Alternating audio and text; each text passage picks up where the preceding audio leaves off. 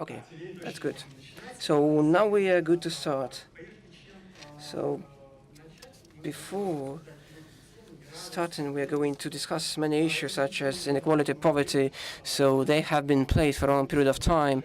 They have been causing many concerns, and in the books of the essence of life, the problem of inequality is already dedicated to in the book, the first chapter, when the evil didn't accept that victims. So the topic has been in place for a long time, and it is looked at different angles. And just recently, I have read the survey on how this inequality is high in the Tinder dating application, and there has been the research how many likes women and men get, and equality is huge. 20% of all the male got 80% of all likes. So if you're just average male, so 1% of women is going to give you likes, so it is huge injustice. So our task is to look at the inequality, what the aspects it possesses, which inequality should be tackled, and which inequality can be done away with. I give the floor to Anna Revanga, who is going to give the main global direction, inequality and global trends in recent times. So Anna, please take the floor.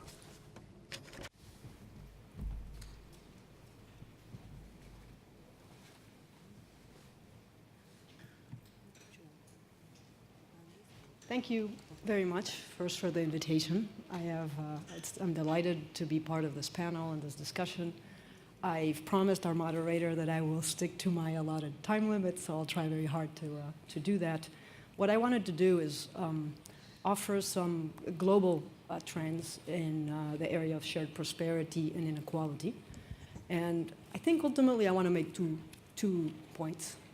I think inequality is rightly a problem of great concern to many people in the world right now, policymakers, but also just the general public. And I think it's rightly so because it is a subject that's important and important to be concerned about. But I think there's almost sometimes a very fatalistic attitude towards inequality, a sense that it has been increasing steadily everywhere in the world. And that's actually not totally true. I'm going to show you some facts that show that inequality in many places has actually come down, and that there are some very positive trends as well as some negative ones. And the other reason why I find the discussion a little bit fatalistic is there's often a sense that policy can't do much to fight inequality. And again, I want to make the point that, in fact, policy can very effectively tackle inequality, especially policies that address the core roots of inequality, which are inequalities and opportunities, and very unfairness in the very sort of structure of the opportunity set that people face from the very early in life. So in the World Bank, we have been focusing on three related concepts, but that are quite distinct. First, we monitor global poverty. We do this continuously. We're very concerned with poverty at the global level, so we tend to focus on poor countries, and we set a standard of poverty that is really relevant to the developing countries. And there's been a lot of progress. I'm not going to talk a lot about that today because our focus is inequality. So I want to talk about the two other concepts that we've been working on. The first is the concept of shared prosperity, which is another one of our institutional objectives. We monitor this also continuously. And by shared prosperity, what we really mean is we're interested in what happens to the bottom 40% of the population. So we're interested in their incomes and their consumption. It doesn't mean that we don't care about the other 60%, but because our business is fighting poverty, we particularly want to focus on those at the bottom. And this is, of course, a measure that is relevant not just to the poor countries, but to every country in the world, and hence it also allows us to have a dialogue with policymakers in every country and not just in very poor ones. The third concept, of course, is the concept of inequality, which is it's related to the other two in the sense that inequality has a big impact on how growth translates into poverty reduction, but it's also very different. And when we talk about inequality, and this is a particular perspective, we are looking at global inequality. So we're looking at inequality between individuals in the world.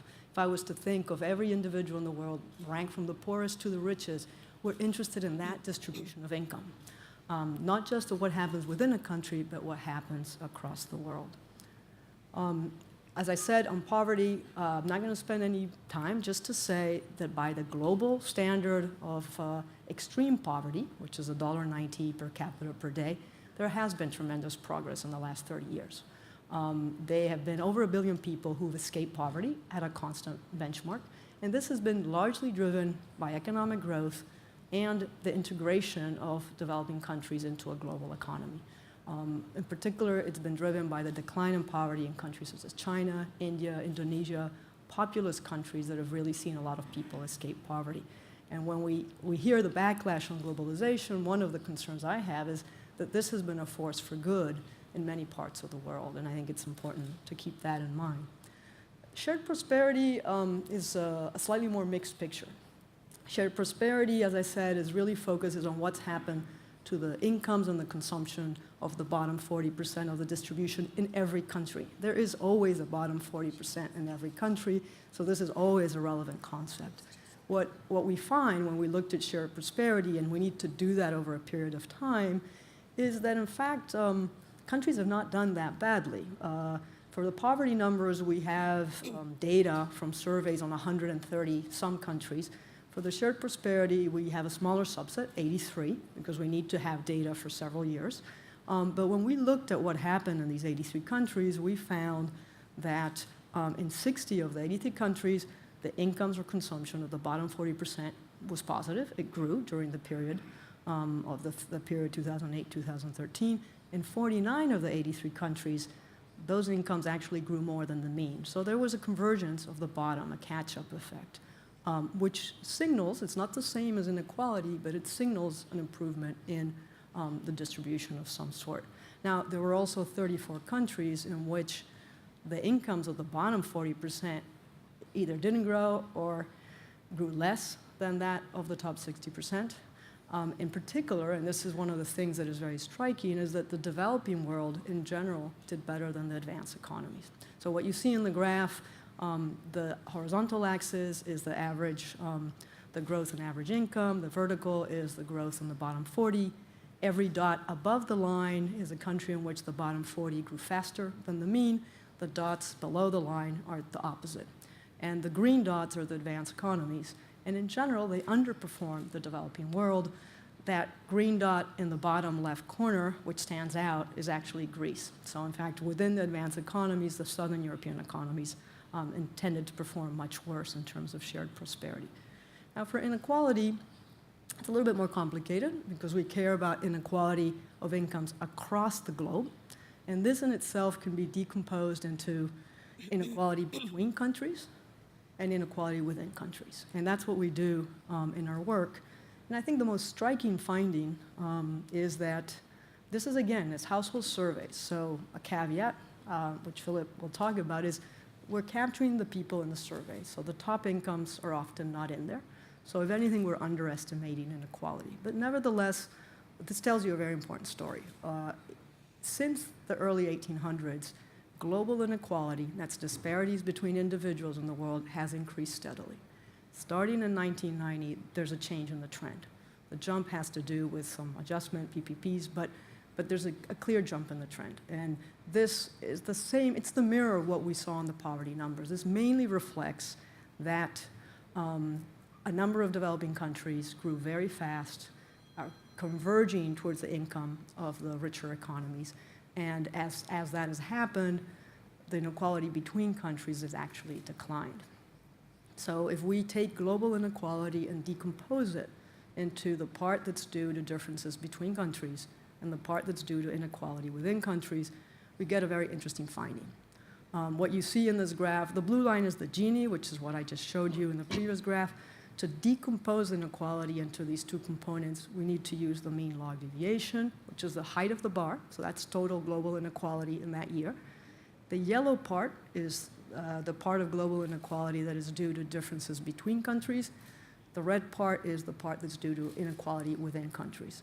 And you can see in the graph how both the level and the share of total inequality explained by between country differences has fallen, while the level and the share of within-country inequality has gone up. And I think when we hear in the public debate a lot of concern about inequality, it's really focusing on this within-country component. And that's important, but I think it's important to also keep in mind that the between-country component is very important, especially if your concern is poverty and the well-being of poor people in poor countries, which is what my job is about. So I think within the logical concern about inequality, it's also quite important to highlight that there has been a lot of progress, and also that there have been developing countries that have succeeded also at reducing within-country inequality. In general, I'm not going to show the slide, but if we plot inequality levels across countries of different income levels, you'll see the richer the country, the lower the level of inequality in general. And some regions are more unequal than others, but in general, there's quite a strong correlation. The OECD, the Europe and Central Asia regions have lower inequality than regions such as Africa or Latin America or South Asia. But the developing countries have been making progress. And I think what's getting a lot of attention is that we've seen inequality increase in many advanced economies during the period in which inequality was decreasing in many developing countries. I'm going to skip this slide because Philip's going to talk about top incomes. I want to recognize that when I talk about inequality, global inequality coming down, I usually get a very puzzled look because people's perception are not that. And I think there's two reasons for this. One, perceptions and numbers are not always the same, so subjective sense of inequality can differ quite drastically from the numbers, and that's an interesting discussion in itself. But also I think people have a sense that the people at the very top have really done very well and have accumulated a greater share of income, and that is actually true, and Philip will talk more about it. But what this graph was about is just showing you the concentration of income in the top 0.1% and the top 1%. And you can see the trend is up regardless of the country. It's particularly noticeable in the case of the United States, where the concentration of income at the top today is about the same as it was at the beginning of the 20th century. So given this picture, and I'm looking at how's my timing doing? Yeah, it's close. Yes. So I'm going to end talking about policy, because what we also learned from the experience of different countries around the world is that policy can be quite effective in reducing inequality. And I want to talk about three categories of policy that I think matter. And I want to talk about them in a particular order. The first category of policies that I think matter, and they are foundational. Without this set of policies, I think there's very little you can do to fight inequality. These have to do with equalizing opportunities for people from very early ages, especially the opportunity to acquire education, skills, human capital. To start in very early ages through the education system and continue throughout the life cycle, continue once you exit the education system as well. And this is fundamental because there are enormous disparities in that process, and they start in very early ages. They start with early childhood education, where disadvantaged children enter the schooling system already with a disadvantage in cognitive and development unless you redress it. There are huge disparities in the educational system in terms of learning outcomes. We find that there are big learning gaps between children in poor countries and children in rich countries, but there are also enormous learning gaps between poor children and rich children in one country. And I'll give you just one example. In the United States, the bottom 25% of students, poorest students, their results on learning, their difference between those of the poorest and those of the richest are as big as the differences between the United States and Algeria. So you can have enormous learning gaps within a single country, and that's fundamentally unfair and at the root of deep inequalities later in life. Second category of policies that I think one needs to worry about, very fundamental, has to do with all the policies that shape outcomes in the labor market, employment and earnings.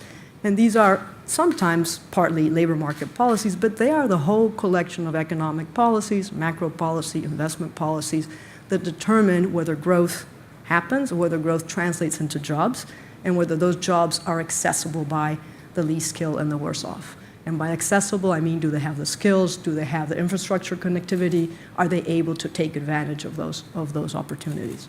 And finally, the third category of policies has to do with what I would call post-distribution interventions. And these really are taxes and transfers. Most advanced economies do a lot of redistribution. So market income is very unequal, and final outcome is much more equal. Developing countries don't do quite as much redistribution, but it is a tool that they can use quite effectively.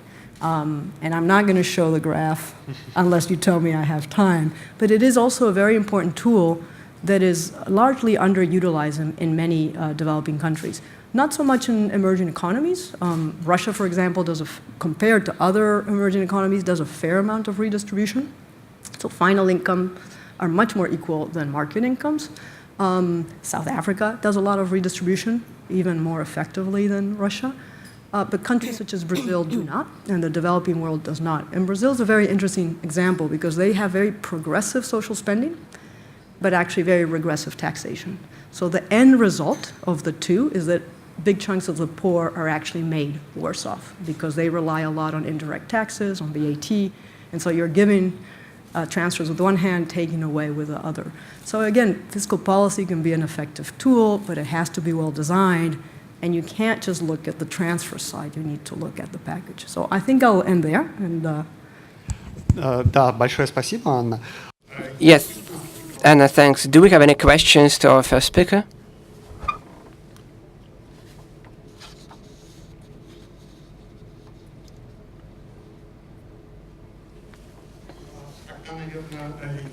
So I would like to comment on that. I really liked your graph. Can we have the presentation on our screen? I really liked your graph, which shows the countries in terms of the inequality, how the inequality changes depending. Yes, that is the graph.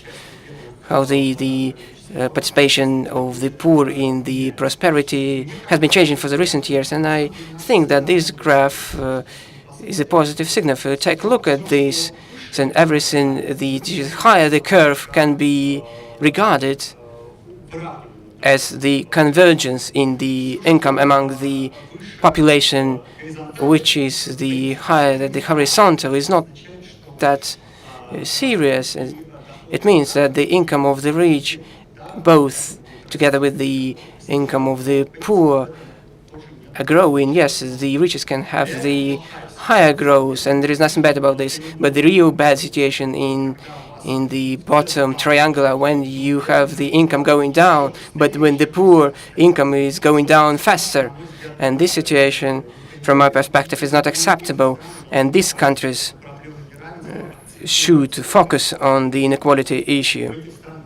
And these countries experiencing something really bad, as of the pressure of a bad economic environment is borne by the poor, but not the society in general. And these are only 11 countries out of 83. So these countries should think about inequality as a problem itself, or other countries. Yes, the situation is better, worse in some of them, but the inequality itself cannot be regarded as a problem, but the problem can be regarded as the reasons for those inequalities. And this is also a very good slide, which you described quite in detail. You know, there is a book by Branka Milanovic, and I strongly advise to the president here to read the book. And it is about that the globalization is always a concern and criticized, by the globalization brought about the convergence in income, which is quite vividly shown on the graph, that many poor countries got the chance and ticket towards the developed market and managed to increase the income among their population. And interregional inequality can be, of course, interpreted in different ways through the glass of globalization. Yes, it's true that the income in inequality is increasing in terms of inequality in U.S., for example, in other countries. But alongside with that, and because of globalization, they are not losing in terms of consumption. They get opportunity to consume cheap goods from other countries.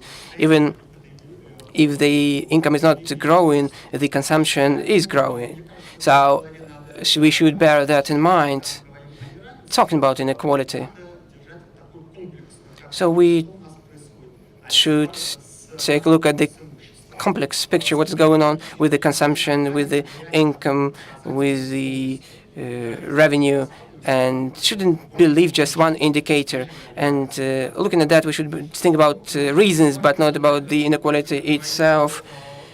And so thank you very much. I'm going to switch to the next presentation, and I'd like to give the floor to Svetlana Antonova, who is going to set up a different framework, a part of framework which we're going to look into. Финансово-бюджетный аспект. This is financial and budgetary aspect because this is vital to understand what resources do we have in terms of human capital and combating inequality and poverty and the challenges that are caused by demographic processes and that influence the situation in our country. Good afternoon, distinguished colleagues. I'd like to point out that the Institute discussed at the platform of development of human capital the amount of financial resources needed to be effective and to add to economic growth. Speaking about healthcare and social policy, this topic was barely touched. So in the wake of it, I'd like to say that we believe that Russian economy faces a number of unsolved issues that limit the economic growth, and barriers for economic growth can be found in various social aspects. I'd like to point out two of them, namely social support and demographic situation. As for the social support, at the slide you can see that starting from 2008, there is the growth of social spending. In 2016, it was about 1/3. So there is a positive dynamics when forming the budget for the 3-year period up to the year 2018. 37% is carried out by spending for social policy, which is about 30% of GDP.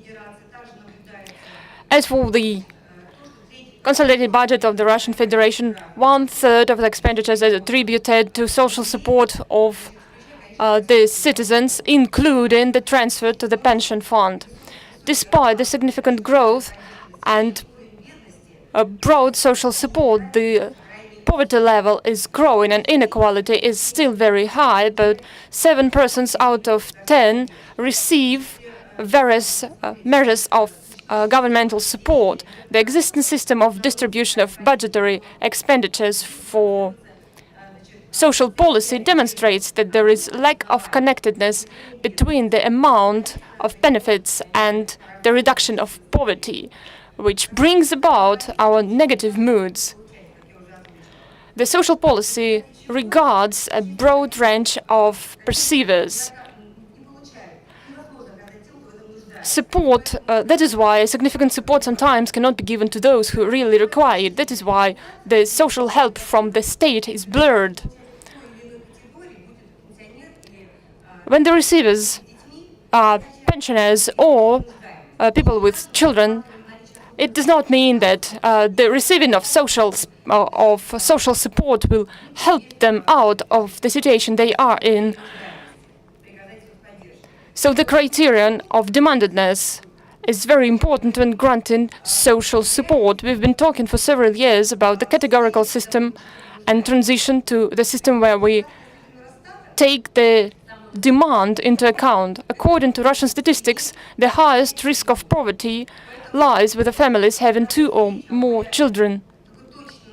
That's why here we have to talk about precise adjustment and to shift the accents to help those who need help. First of all, families with children. According to the Russian statistics, the expenditures for household support and maternity subsidies will amount to a significant part from overall social spending for social support.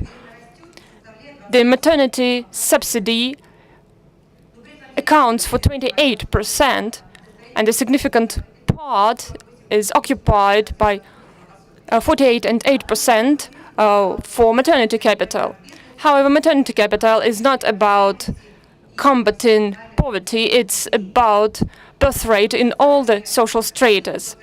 the expenditures for social and insurance carry out about 15% in overall expenditures. Given the growing expenditures for family and children's subsidies, the dole is not decreasing but increasing. Over the last 3 years, it has never dropped below 28%. It means that the system needs to be readjusted, and aid should be provided to families with children. The scenarios of development of social support will be positive in case not 7 out of 10 receive, say, 1 ruble, but when 2 out of 10 receive 7.5 rubles. It is about the decreasing number of receivers, but increasing amount of expenditures. We should understand what is actually a social demand, because this notion is not registered with legislation. Very often we apply the health status of the person, the living conditions, the family status when trying to describe this demand. This should be regulated at the legislative level, and there is a need for a system that will take into account this principle of demandedness, which is being formed right at the moment, and the pension fund takes part in it, and I think that it will be discussed later on. As for the demographic situation, major demographic indicators in Russia, according to Russian statistics as of the 1st of July 2017, the overall population was 148.6 million of people, and from the beginning of the year it has significantly decreased compared to the similar period of the 2016. 11% less children were born. Practically across the country, the birth rate is decreasing. It is brought about by clear reasons. For example, the decrease in number of women of fertile age, and later on the overall number is going to decrease by 4.6 million people. More than that, the number of children will also decrease. By the year 2020. The child's population will decrease by 150,000 people, so the overall birth rate also goes down. That's why today is vital, given the restricted budgetary resources, to provide targeted support measures.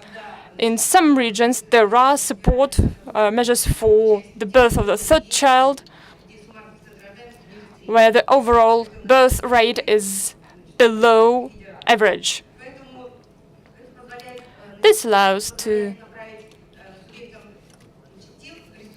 stream the resources to the federal entities where birth rate should be supported. Similar expertise and approach could be shared with other steps aimed at boosting a birth rate.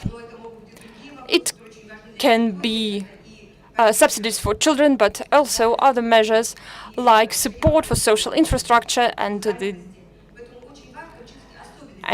improving situation with the employment, taking into account the peculiarities of every federal entity.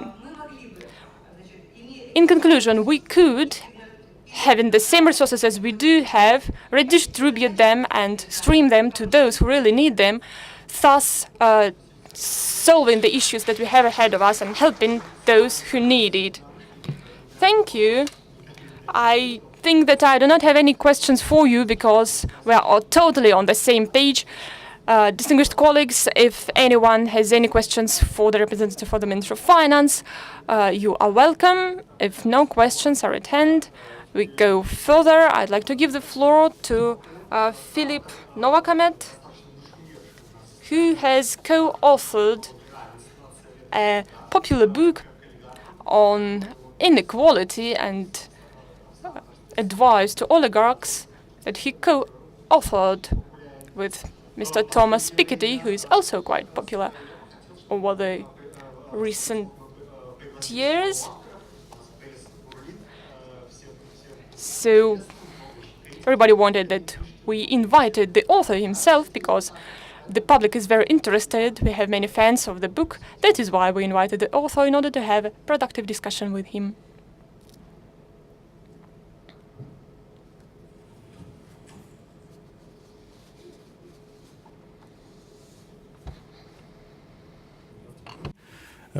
I'm very happy to be here, and especially I'm happy that the first public presentation of our new work on inequality in Russia actually takes place in Russia. My name is Filip Novokmet, and this presentation is based on the work that is co-authored with Thomas Piketty and Gabriel Zuckman. As the title suggests, we look at long-term inequality in Russia, with a special emphasis on charting inequality patterns after the fall of the communism and the Soviet Union. So let me first say that this work on Russia is a part of a bigger project, World Wealth and Income Database. It started as constructing, and Anna said, top income shares for many countries across the world. But eventually, with the advancements in methodology and with the increased ambition, it was transferred recently into World Wealth and Income Database.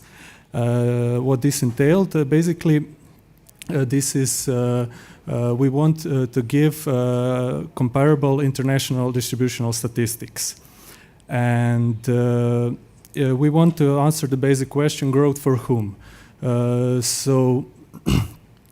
So in this context, we are also looking at the development of the wealth. So we construct a wealth series for private and public and foreign wealth, and see interaction, how it affects its effect on development of wealth and income inequality. For example, this rise in a private wealth income ratio in rich countries in recent decades has been very interesting, and all its implication on the importance of wealth in the economy, rising capital share, and eventually on the interpersonal inequality. And it was a starting point of the capital in the 21st century, wrote by Thomas Piketty. Then, of course, with the fall of communism, there is a massive shift of ownership from public to private sector, and we especially look how it affected inequality in Russia.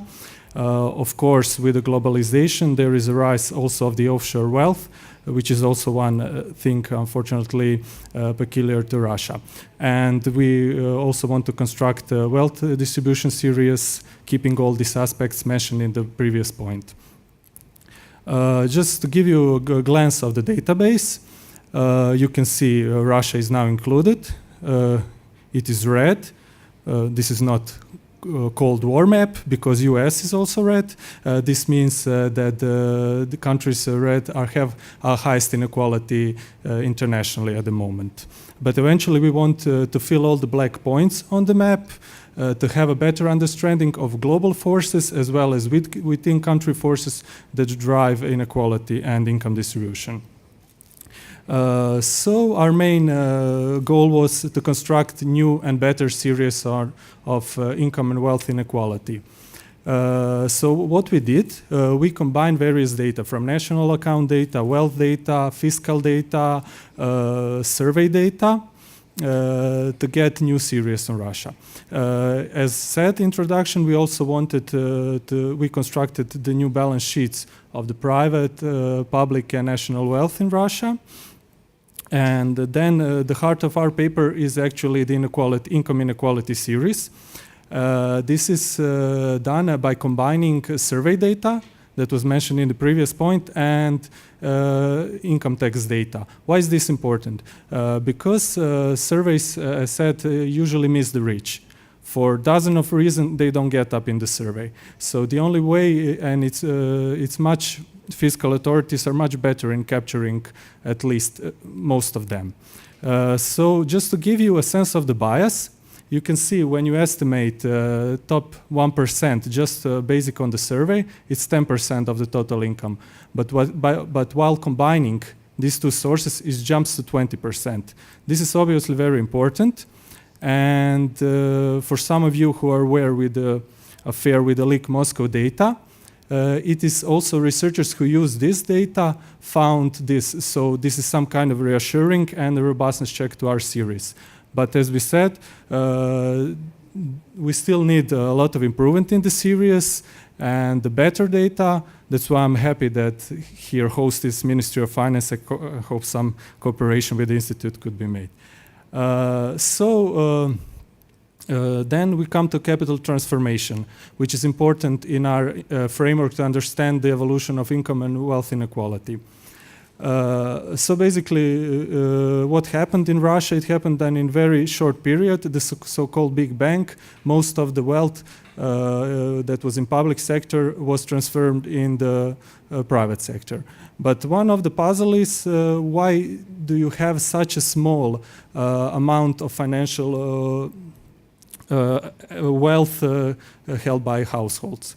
One of the reasons is obvious, because almost all Soviet savings was wiped out during the hyperinflation in the early 90s, and this was very substantial amount, because you basically in Soviet Union didn't have so many investment alternatives.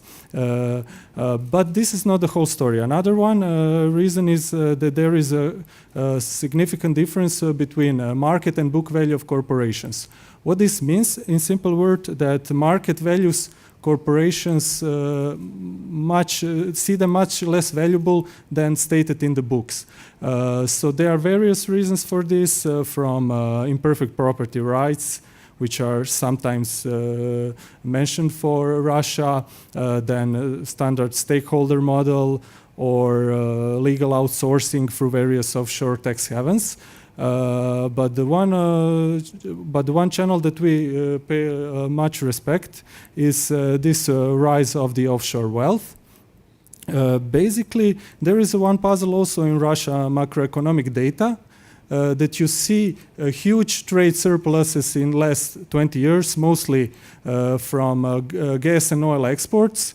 But on the other side, you don't see them counterbalanced with the rise accumulation of financial assets.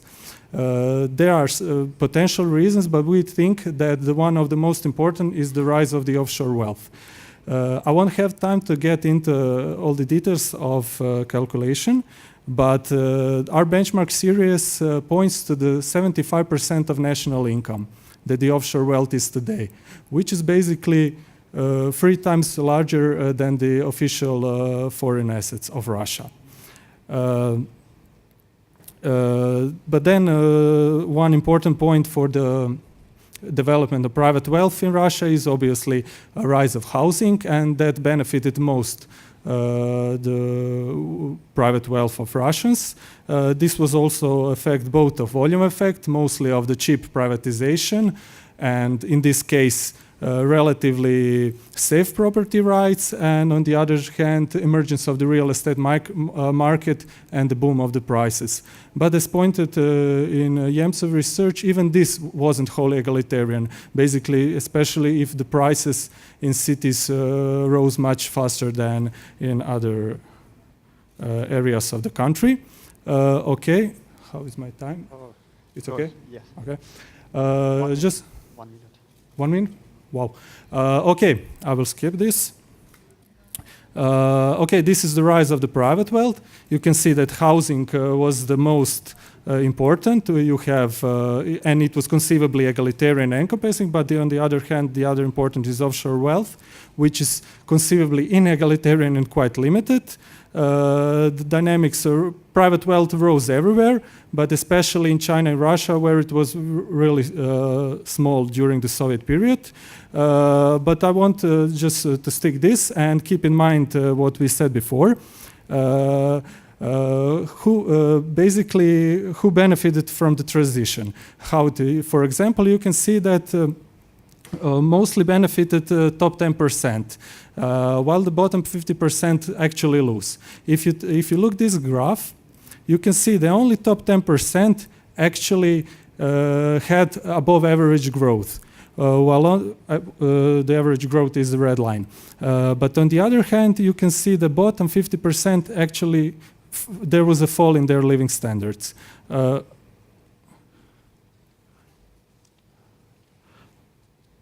Okay. Okay. Okay, there are many reasons. I don't have a time now to mention them, but as Anna mentioned, there is, in the international perspective, convergence with rich, unequal countries, in this in particular case with the USA. So you can see that Russia is today at the levels of the US. This is the top 10% income share, and much higher than the continental European countries represented by France. On the other hand, there is also the divergence with Eastern Europe. The former socialist countries like Poland, Hungary, and Czech Republic didn't experience such a huge rise of inequality. So one part of divergence is probably this huge increase in wealth concentration. This is at least something. It's not much. This is Forbes' billionaire wealth. And you can see by total wealth, Russians have, in respect to national income, Russian billionaires are much richer than in other countries or in China. Okay, I will conclude now. Basically, what we said, new inequality series show a huge increase of inequality in Russia. And in this respect, moreover, the question is in this context sustainable and inclusive growth possible? Then probably the collapse of communism made Russians much more tolerant of higher inequality. But on the other hand, this wasn't predestined, as shown with the divergence with Eastern Europe. And in this sense, institutional framework is important, but I would like to finish that more data is needed. And I hope this work will stimulate new research on inequality in Russia. And maybe the main message is that we need more transparency in data, and Russians at least need to know what is the real level of inequality in countries to have inclusive social and political dialogue.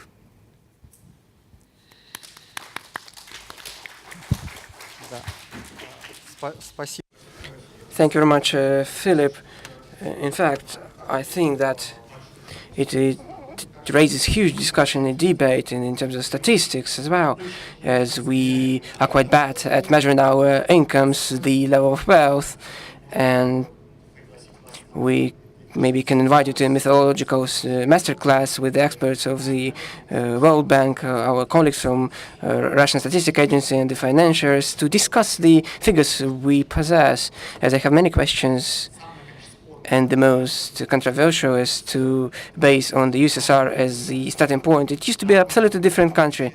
Of course, there was differentiation in the income, which was quite lower compared with the current period of time, but people were not equal in terms of the access to the wealth. There was a deficit, and those who had particular administration resources, they had the opportunity to convert those wages and salaries into goods and services, and those who didn't have access, they didn't have this opportunity to convert. If we take a look at the access to goods and the services, I'm not sure that we are living in a less just society than we used to. And of course, there is a question about offshore areas. So the assessment, so how is it reasonable to take our trade balance profits surplus and deduct some numbers? You know, there was, of course, exodus of capital, but there was a back inflow. So there were the Netherlands and the Cyprus, the part of the capital went back to Russia. It is not the money of individuals, it is the money of businesses, as for some reasons run away from Russia. We, of course, don't like when this capital runs away from our jurisdiction, but it cannot be similar to these particular individuals, and their particular wealth has huge impact on the inequality. Of course, it is the question to discuss. I don't have an answer to this question, but I would like to say that there are several questions. Moreover, talking about inequality, and I urge you to try to give the living income within the whole life cycle. And when we take the income of 1% at a particular period of time into account, we take the most successful particular moment of time. And we know that oligarchs did exist, and right now they don't have so much money, so we shouldn't be envious of them. If you have huge wealth, it doesn't mean that you're going to have it tomorrow. The prices for assets can go down. You are going to be a rich person anyway, but not extremely rich person. And when we talk about 1%, we always talk about 1% of the most successful at a particular period of time, but it's not. But these are not the same people all the time. So we need to conduct separate research. We need to look at life cycle income and the consumption level. And money cannot be eaten. You may be a very rich person, but you don't have time to even have lunch. You know, Elon Musk doesn't have time to have lunch. I'm not Elon Musk, but unfortunately I don't have time for lunch either. So we should take a look at the consumption level. So the consumption may be interpreted in different terms. For example, the life expectancy. If we take the 19th century, the Gini index on the life expectancy was equal to the income at that time. People were absolutely equal within their life cycle. Now it is, so you know, everyone dies almost at the same time. The rich, the poor. Therefore, in Europe, all die at the same time. Unfortunately, in Russia, male population dies earlier because they don't have enough food. They don't have time for lunch. So I raised the question, and we're not going to touch upon in detail right now, but there are many issues raised that we shouldn't measure inequality by one or two figures. And one aspect of the inequality raised by Svetlana Antonovna, the inequality or poverty, the regional aspect. So we have invited one of the best specialists in Russia on the regional inequality, Ms. Zubarevich, so to dwell upon that. Can I be heard? Oh, right.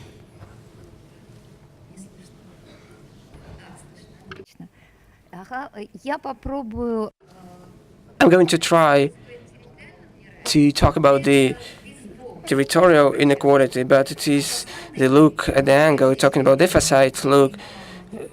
We have Ms. Ovcharova, who is a leading expert on this issue. She's going to say that she lived in different societies at the very first stage of growth. The pace was dramatic, but it has increased. I'd like to add that interregional inequality went up, and the faster the growth of the economy was, so the more differentiated the inside structure was becoming. So the growth in the Russian Federation should be brought to account, as they say. So may I switch to the next slide, please?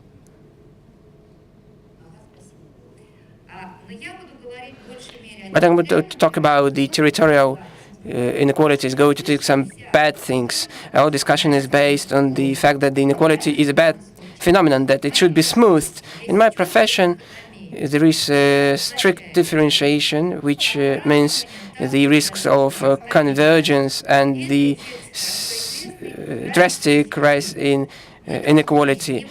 So we shouldn't converge. We should find the optimum at which we have differentiation, which give impetus to the development, and there are no huge divides which give impetus to the social risk increase. So the search for this optimum is the right issue to discuss, but not the convergence. As in economy, it leads to the slow down economic growth, but in social sphere, the risk of high inequality are higher, and we should search for this optimum constantly, and this optimum is constantly changing. So let's take a look at the past experience. We're a great country. We're wonderful convergers.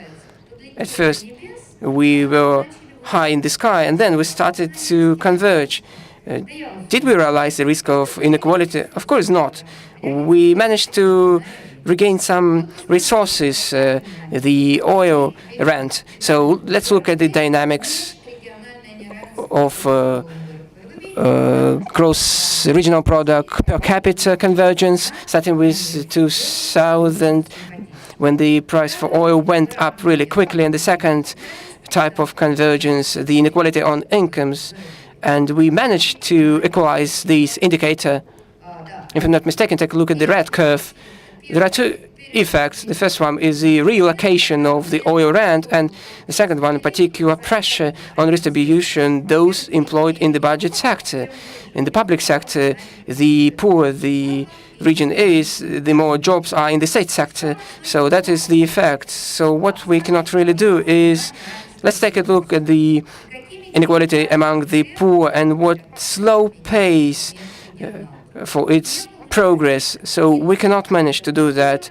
So here we have targeting and social cash transfers, and issue which is not possible to tackle. How are we going to help? Talking about the maternity capital, the Minister of Finance cannot say if we are going to target everything connected with children. We are going to provide more and more finance, and to provide more finance to Dagestan and Chechnya. And do we have a special agreement that we relocate and stream our money to that? Of course, we do not voice and do not look into these issues that should be tackled. What is regulated by these convergent measures in a bad way? Luckily, the labor market is a market, and it can be converged thanks to the oil rent. So it goes in line with the theory, and quite strict line. And so let's compare us, such bad and unequal compared with other countries. Let's take a look at the indicator, and the Kazakhstan has a better indicator, as Kazakhstan has never converged. Let's take a look at Ukraine. Equality is increasingly constantly year by year, and it is a norm that inside the countries which do not have rent and which do not operate in the system of full-scale reallocation, the economy is moving faster in developed regions. That's how the economic development is about. And so the Ukraine, without rent and without the policy of big-scale reallocation policy, and Russia is a champion of reallocation. Everybody remembers that the gross regional product, all the expenditures of the budget, including the social purposes, as we started to relocate more and more. So we have created a wonderful fence where everyone is equal. These are per capita indicators of the budget revenues after relocation. But at the top, you can see those who don't have anything to take from. They have very big profit tax. That's why we have managed to converge thanks to the oil rents. But these are the risks. The rent is changing in volumes. There might be very good times. There's supposed to be, sometimes there are bad times. Let's try to look into, but I'm going to look at the social aspect of our regional convergence. At the red curve is the Russia convergence in income. We are quite perfect. Look at Kazakhstan. They haven't managed to provide some space. We are worse when it comes to the income inequality. Kazakhstan is doing even worse. But what happened in Kazakhstan in terms of the territorial inequality in income when the rent went down?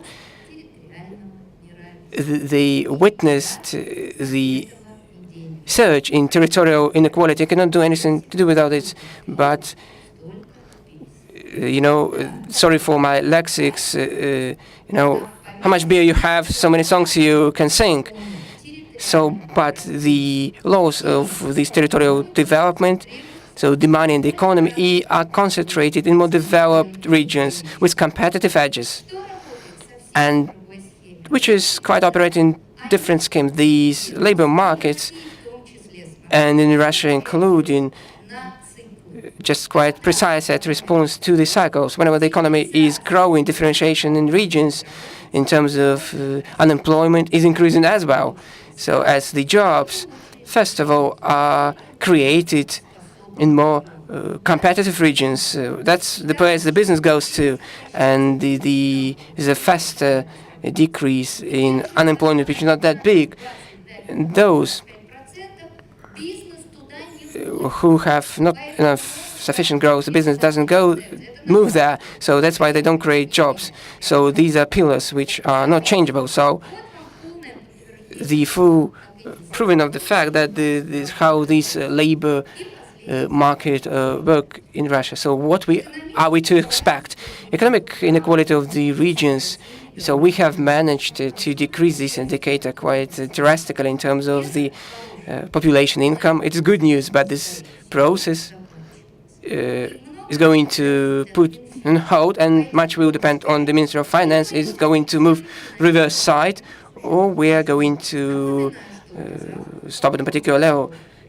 And in Kazakhstan, it moved reverse side. So in that case, we cannot do anything about the labor markets. They do respond to the changing environment, and I do believe that in general such a fist of convergence, territorial convergence, is coming to an end, and we're going to get back to the basic trend among the countries of catching up development, not that fast as at 2000, but differentiation in the population in terms of income, differentiations and divergence on the gross domestic regional product is going to increase. That's why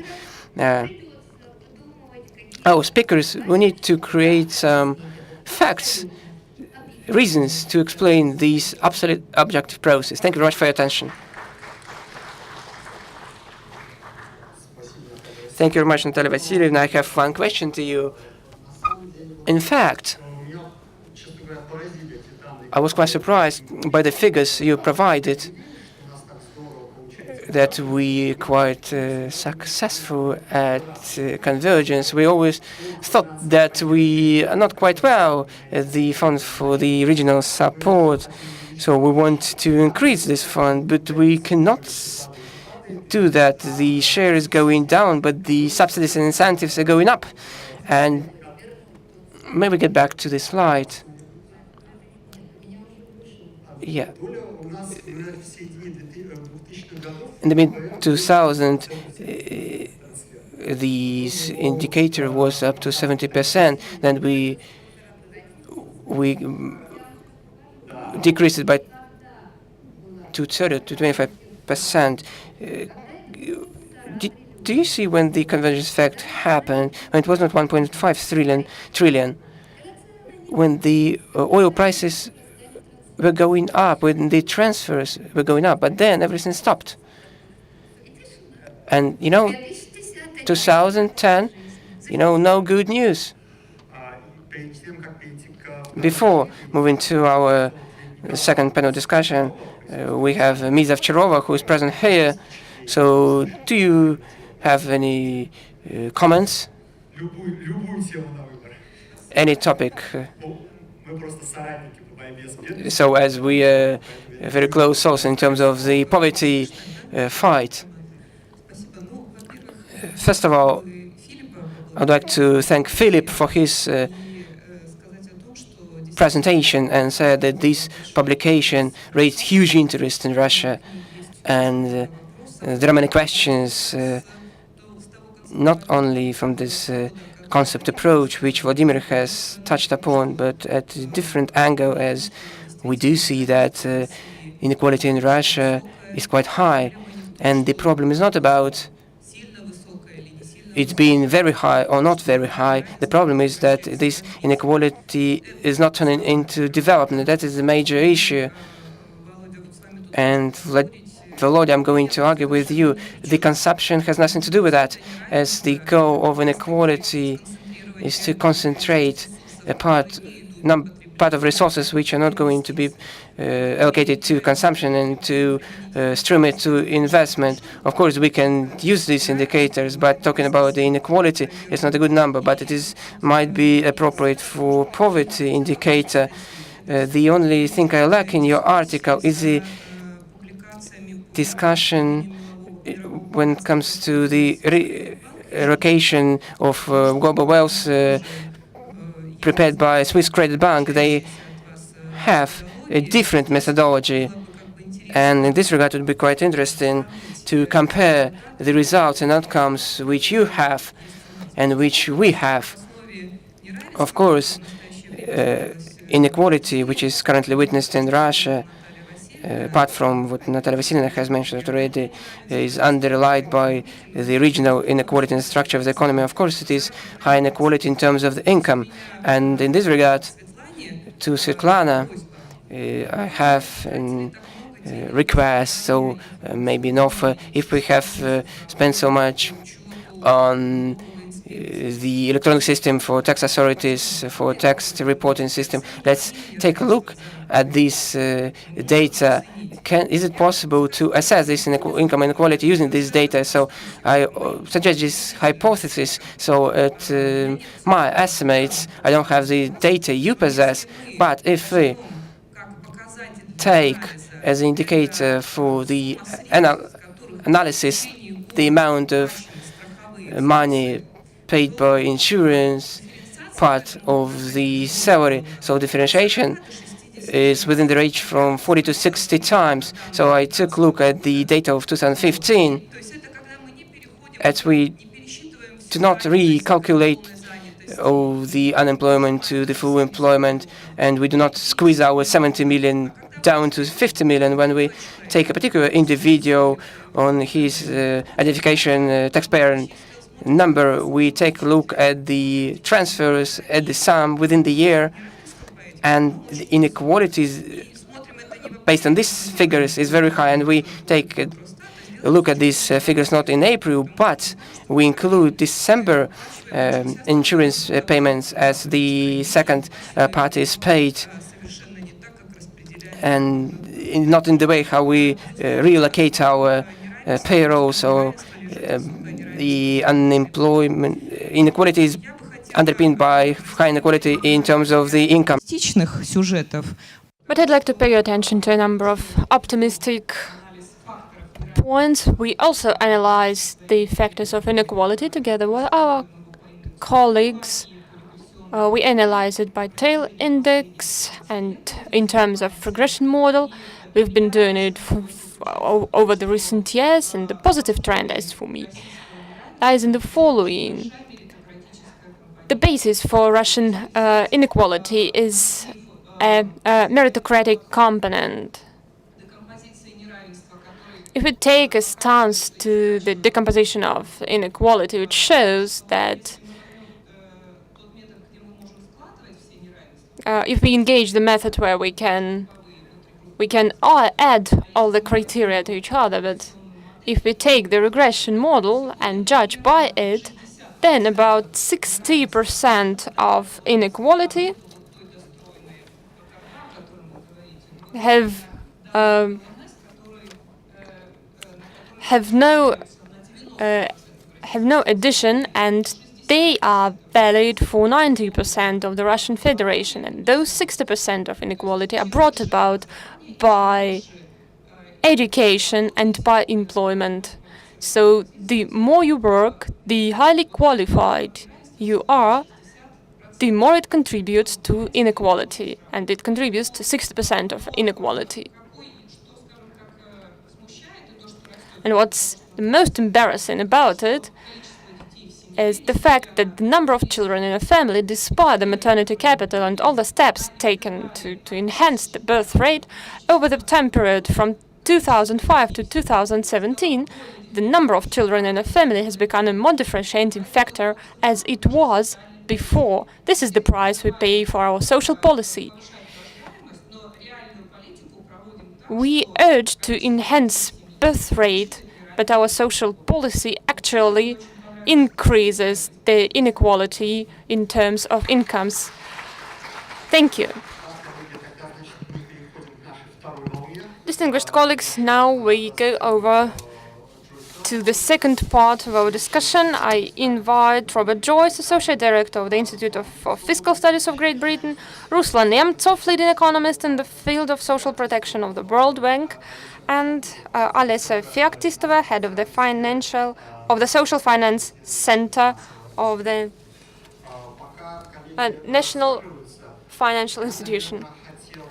While my colleagues make themselves seated, I'd like to express our gratitude to the World Bank because we cooperate with them and they assisted in inviting experts and in organizing the operations of this sector.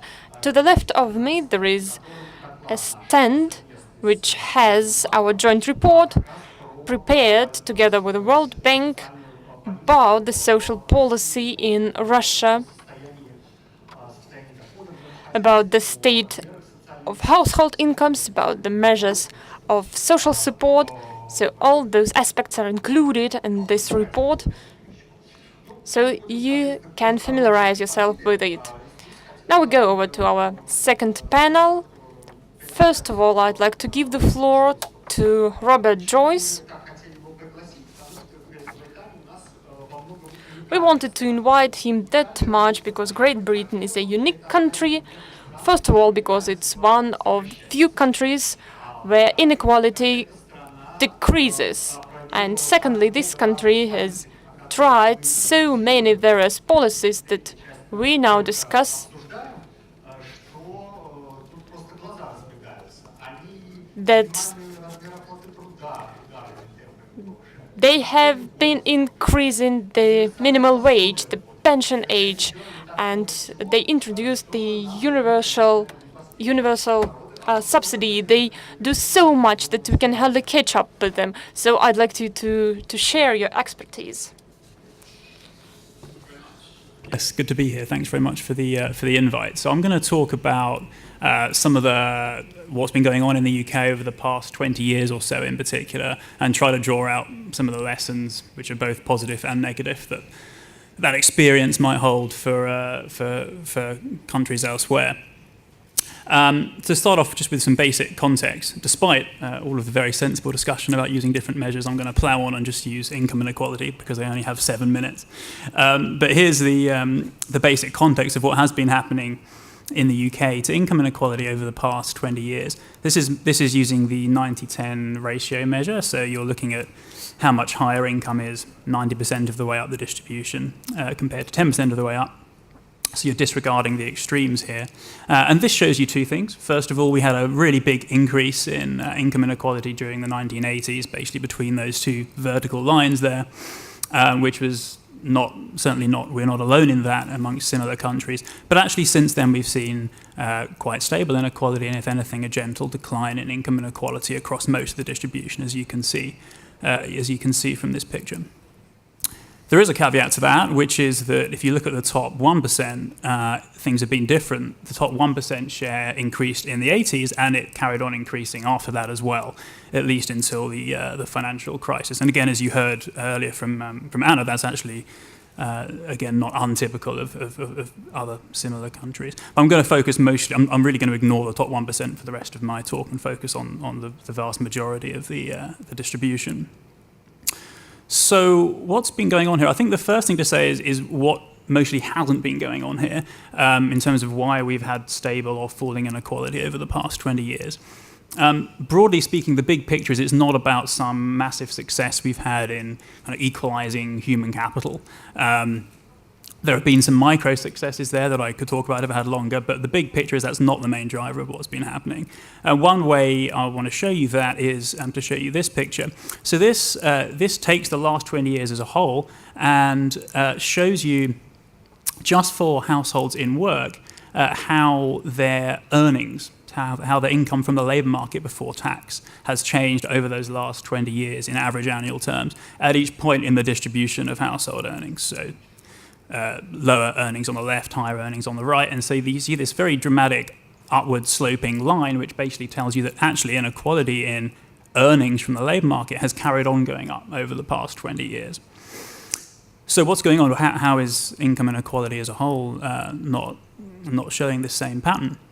Well, one of the main things the government has been doing over this period is hugely increasing the amount that it spends on cash transfers, in particular tax credits, which actually, despite the name in the UK, tax credits are really just a normal cash transfer, but one that's targeted mostly at households in work.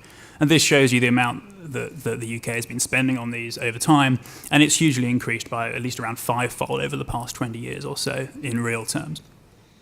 So actually a big part of what has been happening is the government has been working increasingly hard through these kinds of schemes to offset what's been happening in the labour market and hold inequality down. So you can see that here. If I go back to the picture I just showed you, I'm going to keep the sample of households the same so as not to confuse matters. So still just looking at working households, those who have some earnings. But instead of looking at what's happened to their earnings, let's look at what's happened to their total income. So including transfers and also after deducting taxes. And that's where you see the huge difference. So this shows you as I say, how hard the government has been working over this period to keep a lid on inequality. In some sense, it would have been easier if it had found a way to just equalize the distribution of earnings in the first place. But for the most part, that's not what's been happening. So that is definitely one major element of what's been going on in the UK over the past 20 years. But there is more to it than that as well. One thing you'll notice here is that even the top line, that's basically flat. You don't really see a fall in income inequality amongst these working households, whereas I showed you overall across the whole population, we've, if anything, seen a gentle fall in inequality. And one of the reasons for the differences between those two stories is that what this does not show you is that the number of working households has been going up a lot over this period. And that's been another factor that's acted to hold down inequality in the UK over the past 20 years. Can't do it until you have to change the... Why isn't that working? There. Yeah, sorry. So another factor has been very significant increases in employment, and that predates the recession and actually has been remarkably robust to the recession on the whole. And a lot of that is about other policy measures. There's a lot of robust evidence that various different policy measures have played a role in this. One actually is tax credits themselves, again, because they were explicitly designed in part to encourage more people to be in work. That's the way they were designed, was to try to incentivize some low-income households to do more work than they would otherwise have been doing. But other policies too, an important component has been a number of measures to engage more with people who are claiming out-of-work benefits to make them essentially work harder to be prepared for work and take steps to look for a job, and that's been shown to have quite large effects, particularly for lone parents in the UK, and also the rise in the female state pension age. So with all of these things, I mean, there are trade-offs here. There are also some costs to doing some of these things, but they've certainly been shown to play quite an important role in holding employment up and therefore holding inequality down. One issue that's coming to increasing prominence now is whether we've quite got the design of this right in terms of not just whether or not people are in work or not, crudely, but their work intensity. This is in particular because there's increasing amount of evidence that people who are in part-time work see very little human capital accumulation. They see very little wage progression. And actually a lot of the instruments we have in the UK, certainly something like tax credits, they're quite heavily focused, the way the incentives work, towards encouraging part-time work and less so towards full-time work. So that's a policy debate we're having now about whether that balance is quite right. That's especially relevant for some groups like working mothers because they're particularly likely to do part-time work. And we still have a significant gender wage gap in the UK. Okay, so now just to say a little bit about how the policy direction is changing and what we can maybe learn from this. I've just said that one of the major elements over the last 20 years has been huge increases in spending on cash transfer programs. That's now completely changing. The current government doesn't want to do that. It thinks it's unaffordable, partly because of the budgetary situation we have after the financial crisis. Also, I think, for philosophical reasons. So it wants to cut back on these cash transfers, and it's doing that a lot. And this shows you the impact of all changes to taxes and to the transfer system on different income deciles. So this is all changes from 2015 onwards, split by what's already happened and what's planned. And you can see that these are set to particularly take money away from lower income households, and that's mostly because actually now the direction has completely changed and a lot of cash transfers are being cut back. Now at the same time, as Vladimir mentioned, at the same time this is being combined with increases in the minimum wage. This is instead becoming perhaps the major thing that the government talks about in terms of poverty alleviation policy. This shows you the proportion of employees who are covered by the minimum wage, so who would otherwise have wages less than or equal to the minimum over time. You can see it's been pretty low for some time. The last couple of years it's started to rise rapidly. That's because of an explicit government policy to do so, and it's set to rise significantly further over the next 3 years. So what this would mean is actually over a 5-year period up to 2020, we would have trebled the number of people who are paid the minimum wage. This is a really big change. And actually, for further context, at the recent general election, the opposition party wanted to go much, much further still. Effectively, its plans would have meant the government was setting about almost a quarter of the wages of the private sector directly, because so many of them would have been affected by the minimum wage. So this is now becoming a really big part of the policy debate. A lot of the narrative here is at least implicitly around the idea that this is somehow some kind of substitute for cash transfers. So the government likes to present this as, we're cutting back on cash transfers, but hey, everything will be fine because instead we're going to increase the minimum wage. And related to that, there's an idea that this is better. We would rather live in a high-wage, low-welfare society, as they sometimes put it, than the other way around. So I think one thing to say here is that, and I could say more, but I don't have time, but for various reasons, I would really view these two kinds of policies as complementary rather than substitutes. You can make a case for either on their own, but I think it's a mistake to view them as somehow substitutes for each other. There are a few reasons why I say that, but one of them is just the very straightforward matter of who they actually affect. So this shows you, in the case of a rise in the minimum wage, where the gains go if you split people by their household income. So the percentage of the total increase in wages, the mechanical increase in wages that goes to different parts of the income distribution, and a lot of it, well, most of it goes to the middle or even the upper middle of the distribution. So it's completely different from a kind of cash transfer program where if you want to, you can target it very closely on lower income households. So, and there are a few reasons for that. Probably the two main ones are just that a lot of minimum wage workers don't have low household incomes. They're second earners in a household, where the first earner might be on reasonably good income. And also, a lot of the poorest households still are not in work at all. So none of this is to say the minimum wage isn't a useful policy to achieve various things, that it can't be a sensible instrument to use as part of the policy mix. But it's not really a substitute for cash transfers. I think it's a mistake to view it in that way. So if Vladimir will let me, I can give one more slide on universal credit. So the other major policy to talk about that's happening now is, and I think this has quite a few parallels with the policy agenda here in Russia, is known as universal credit. So alongside the cuts that are now happening to the overall generosity of our cash transfer system, alongside that we're also changing the structure of it very radically. Basically by integrating a number of different elements of means-tested support that we currently have into one payment. So the idea here, this structural change is not about changing the overall level of redistribution really, but it's about achieving our redistribution in a simpler and more rational way, and so perhaps a more sustainable way ultimately. And the idea is that basically the current system reflects a history of separate decisions, to think of a new strand of support that we want to provide and layer that on top of what came before. And what that results in is a mishmash of different payments that might be quite complicated for claimants to understand and complicated for them to navigate the system.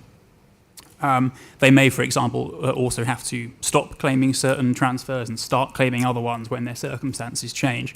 And so the idea is that this can be rationalized and made like a much smoother operating system. Another consequence of the arbitrary overlaps that we currently have between different strands of support is that it can be quite bad for some people's financial incentives to work, because you increase your earnings, that reduces the amount of benefits you're entitled to from one benefit, but it might also reduce the amount that you're entitled to from some other benefit. And so the overlaps between the two mean that in total you can lose a lot of the gain to work through all of the withdrawn benefits that you face. So again, an idea is to rationalize this so that you don't have those especially weak work incentives arising just due to arbitrary overlaps between different parts of the system.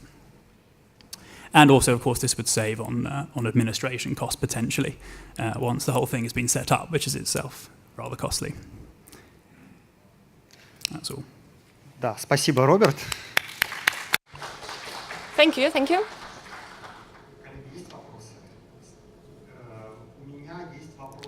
I have a question, if you don't have any, about the minimum wage.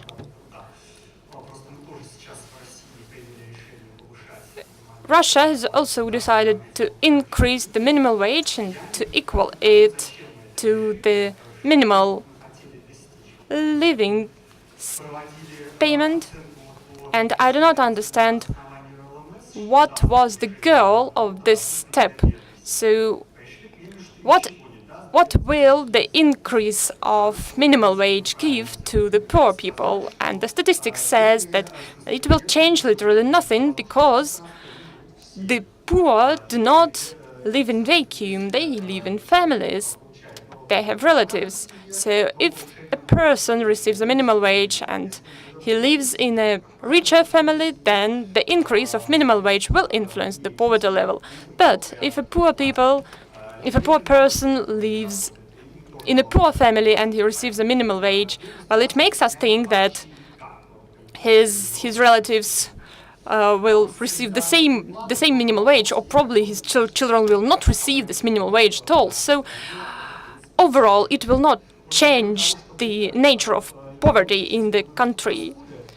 And what it brings about is only the increasing expenditures in several regions of the country, for example, Dagestan and southern regions of the country. The regions where the regional minimum wage is about 40% lower than the federal minimal living standard. And I think that this step could be useful only for those regions, but as for other regions, I do not see the point of this measure. But still, the authorities from Kaliningrad to other regions still make it. Yeah, and it's interesting. Yeah, similarly, in the UK, again, it's the case that if you want to target the people with the lowest household incomes, then, I mean, as this picture shows, minimum wage is clearly not a good way to do that.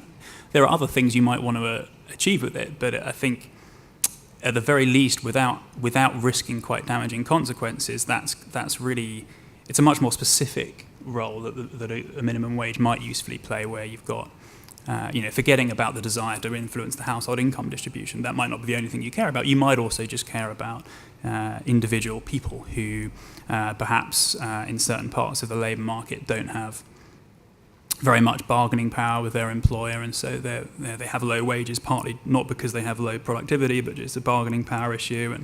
And so it may be that in some cases like that, a minimum wage is a good instrument to use on probably a relatively small scale, or at least we don't know the impact it will have on a much larger scale yet. So the UK is about to embark on a pretty big experiment to really ramp up the use of the minimum wage to cover large sections of the labour market.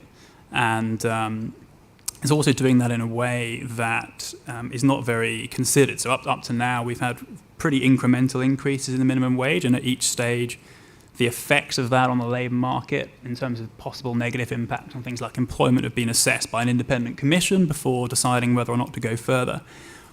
That seems like a fairly sensible way to design a minimum wage policy, albeit still not really a particularly effective anti-poverty strategy, as you can see here, but it may be a sensible part of the policy mix.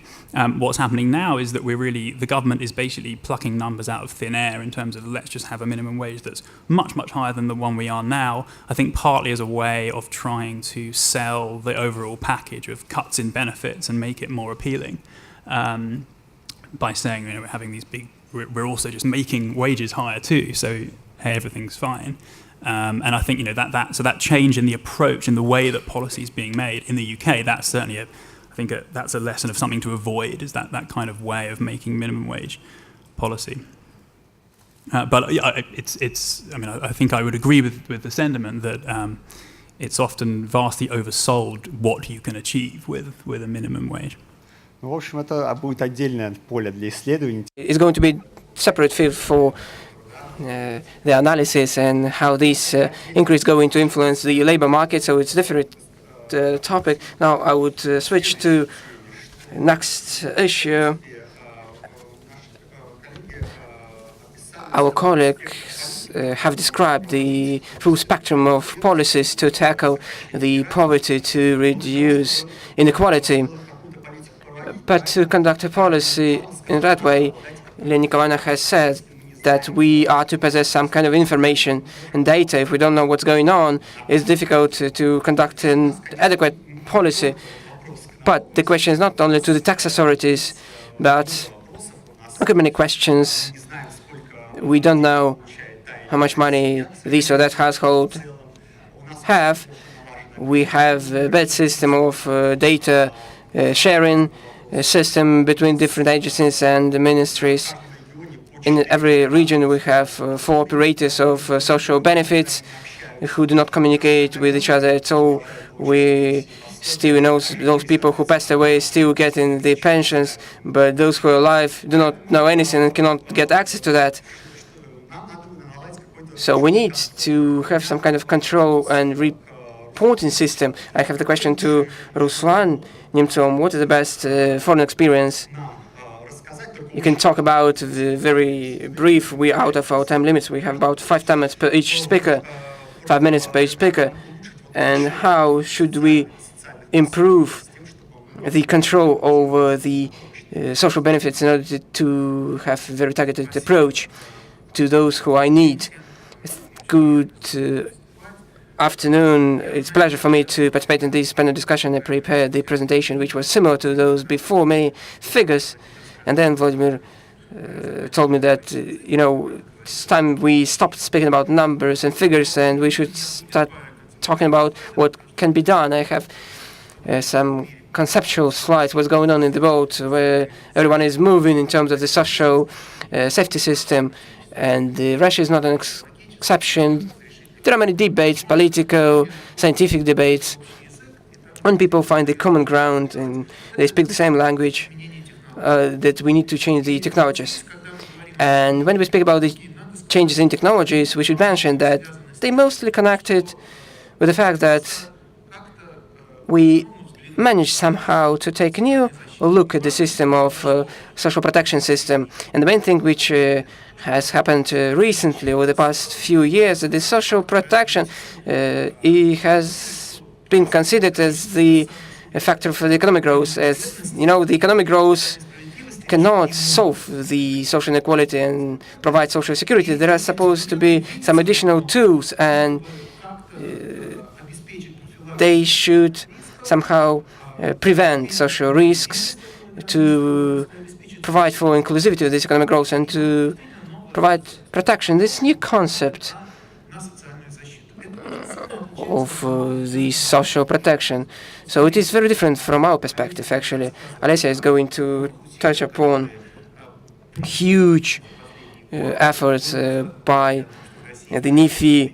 Last year we talked about a huge level of fragmentation in the system. Then we talked about the hundreds of different systems, and now we have revised and conducted the inventory, so-called inventory of these programs. In Russia we have 11,000 of programs which do exist. What are they different in? In one program they pay 100 rubles, in different program they pay 25 rubles, third program has 250 rubles. So each program is responsible for cash transfers. And technologically in many regions it occurred that people get this in total. They have this money to their credit card. They are not aware of the programs. They are aware of the total amount of money. So the consolidation is going on. It's de facto consolidation in the course of this system. And compared with this concept, it will turn out that we do not talk much about this case when we don't lack money is not enough to provide for the inclusivity participation of those people who moved out of the labor market, who don't have good access to appropriate services, and it is not enough sufficient to protect them from the implications of those risks which are brought about by this low level of income. And we don't have resources to tackle these particular issues, as we have 11,000 programs where we need to provide some documents every month, who is to get what. So, and much effort is put into that. That's why such a systematic approach allows to overcome those obstacles many countries face. I would like to deviate a little bit, and Russia is not an exception. Almost all the countries are suffering from fragmentation, that the system of the social protection, there are too many similar things, too many similar acts, very sophisticated and complicated system, the lack of real communication and cooperation, there is no due diligence procedure for the data, the information is not precise, and they try to somehow to overcome in 3 different ways. The first way, which we quite aware in the World Bank, is to launch a flagship program to combine many things. And, we can say that this program is going to transform the social contract. That's what many countries did in Latin America and achieved huge success. And do we have political demand for that? Not sure. And the second point is try to fine-tune the legal framework, which is happening on the regional levels. And regions are trying to introduce social codes, trying to combine different documents in one single code of documents. And the third is the administration one, is the attempt to use new technologies in order to really fine-tune and unite all this data process, the data sharing. What does this technology may bring about? For example, Turkey. In Turkey, they used to have a huge fragmentation when the person was in the system of social protection. He was supposed to find 20 different documents from 20 different entities, to have them signed, to have them stamped, to provide these documents. Everything was solved in the phone way. The integration happened on the platform of e-government, of different databases, of different entities.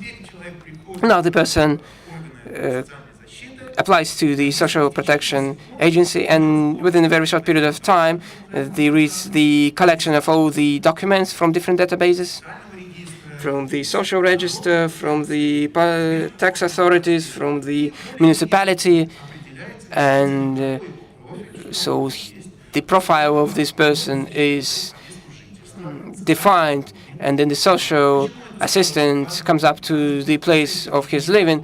Why is it so possible, as within the process of electronic sharing of information and processing of applications, 1 million people days were available instantly, and it's huge number for Turkey. And it meant that those people who working with hard copies of these documents, now they had the opportunity to go and to see how people live, to single out very difficult social cases.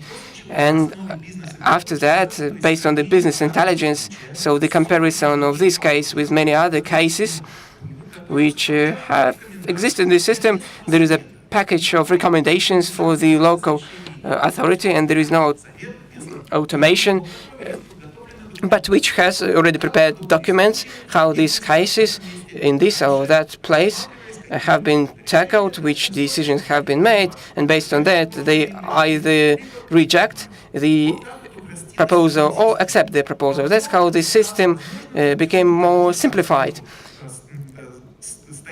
And there is abbreviation without logo. They have MERNIS. It's a special system when those who alive and the citizens of Turkey have a unique identification number, which became the basic for integration of these all systems together, including the cash transfers system. It was in line, it was fine-tuned, so all the cash transfers are on automatic basis, and this get the text message, what amount they get, and it is automatically checked whether they collected this money. That is the approach, the current approach, in order to develop such systems.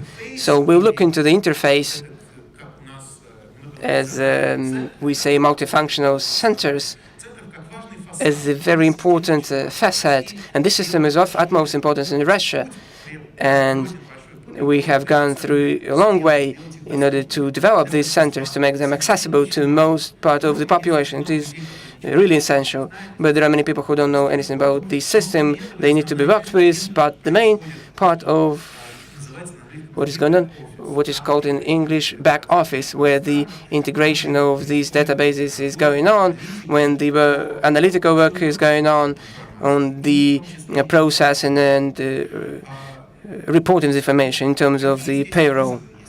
What are the challenges? The challenges are the same everywhere. No one wants to share the information and data. There are always laws to protect the privacy, but it is not only done. Every country has its unique solutions in order to make it possible, along with providing this data privacy. Many different countries have different approaches. Some start from the scratch and they say, so let's build up a system for a program, and then we can share this experience among other programs. And there are some consolidation process. We have different databases. Let's build up bridges among these databases. But new platform is created, but the databases are still in place. ICO, the Russia opted for the third way, for the most advanced way, the technological intense way, but simultaneously the way which requires quite high level of control and understanding what is going on and the independent assessment. So, and the countries which have achieved success, they are doing that. So, Ruslan, thank you very much for your presentation. Very interesting international experience, and I'm giving the floor to Olesya Feoktistova. She will give the results of our brainstorms. We're thinking with the Treasury, with the Ministry of Finance, the results of our speculation on that, not ready to use conclusions, but some expert ideas. So good afternoon to everyone. It's good that I'm the last speaker because I'm not talking about the social policy and how it should be defined. We have been speculating on that for several years, and thanks to God, we're talking about the same thing, all the expert groups. And thanks to God that Minister Topilin has started to talk about this within the framework of the Eastern Economic Forum. He said that out of all the poor, 60% are the families with the children. We need to readjust our policy to those families with children and not to provide these cash transfers, but in terms of these services. Okay, hooray, we are all together in our vision. So I do lack some time, and I'm going to be brief on what is going on in the regions right now. Our country, over the last 3 years, has changed drastically. Its economy has changed. The system of administration has changed. We're talking about blockchains, databases. So what is going on in social protection area? Our wonderful social protection system. Our wonderful social protection system is still, it's an archaic, wonderful place. And what I'm talking about, that the measures of social protection are rendered, for example, special dentist services, medicine provision, and transport.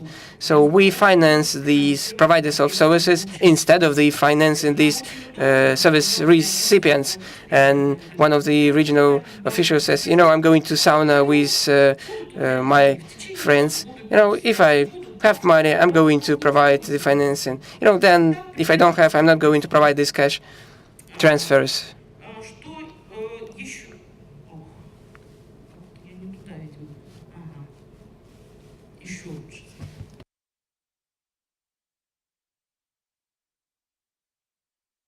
Please, I need some assistance.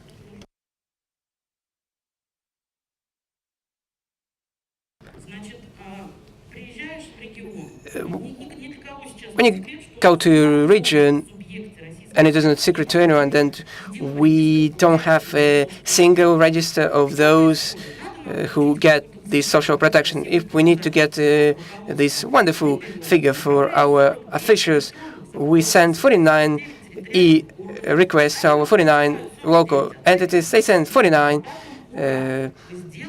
answers, so we have consolidated reports. And Vladimir Stanislavich has already talked about for providers of these social services were not 4, there are 10 actually entities, those responsible for different areas. Last year I touched upon that in detail, so we don't have a single register, and now we do hope for the IGIS system, and we are really looking forward to its operation. But Lilia Nikolaevna has already addressed MinFin today, and we have an appeal. How could we do it so that it contacts with the base that is created by Federal Taxation Service? How could we make them friends? Experts have been talking about it many times, and probably now the Ministry of Finance does anything in order to bring those two databases together to consolidate them, because we can hardly move further without that.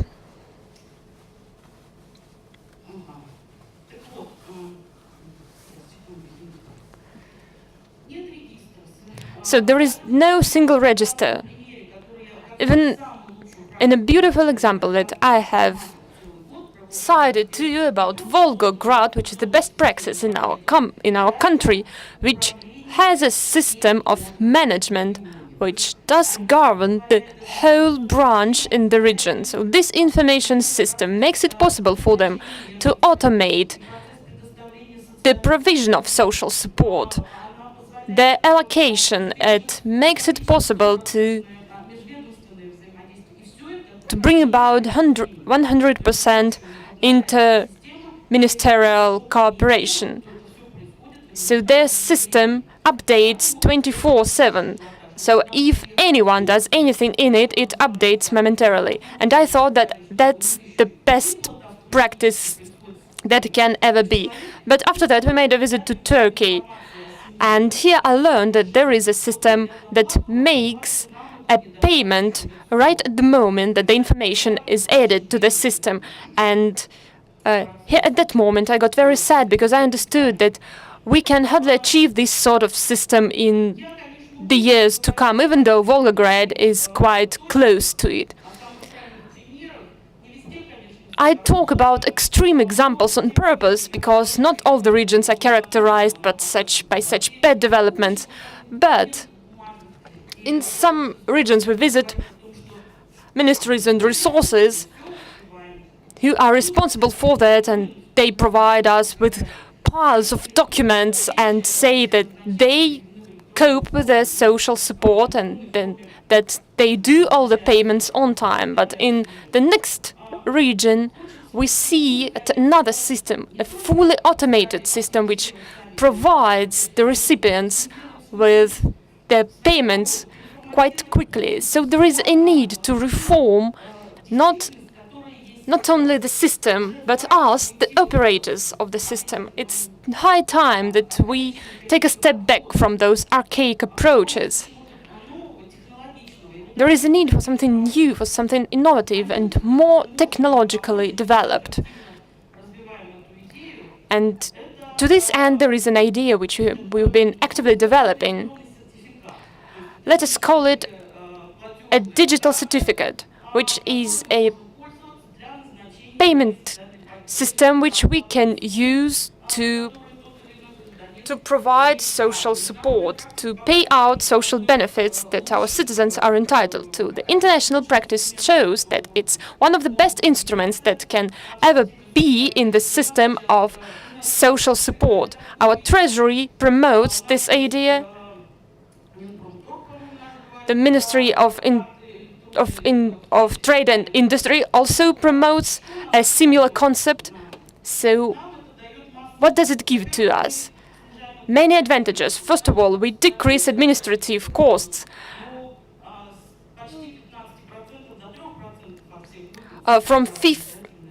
Even Brazil decreased administrative cost from 15% down to 3%. There is a well-known fact that several regions introduced validators and special cards to pay transportation fare, and it helped to decrease budgetary costs, which is great because this money can be allocated for other important concepts. More than that, and probably in conclusion to my presentation, our mode of thinking is the following.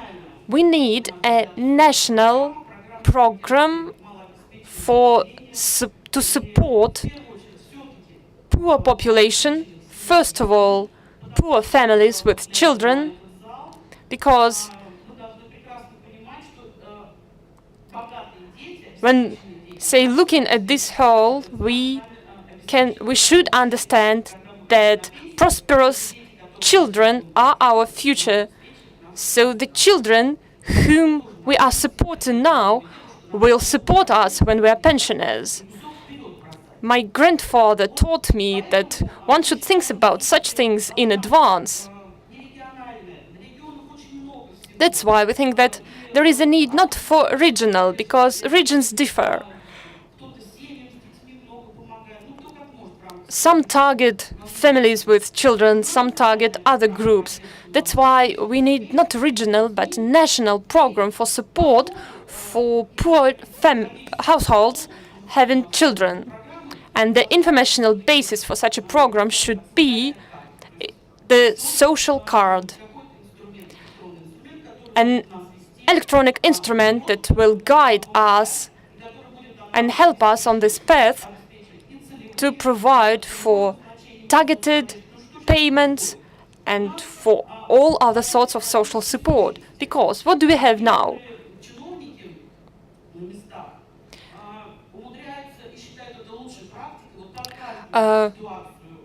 Many policymakers locally think that there should be a separate sort of social benefit for any situation that one can encounter in the course of their life.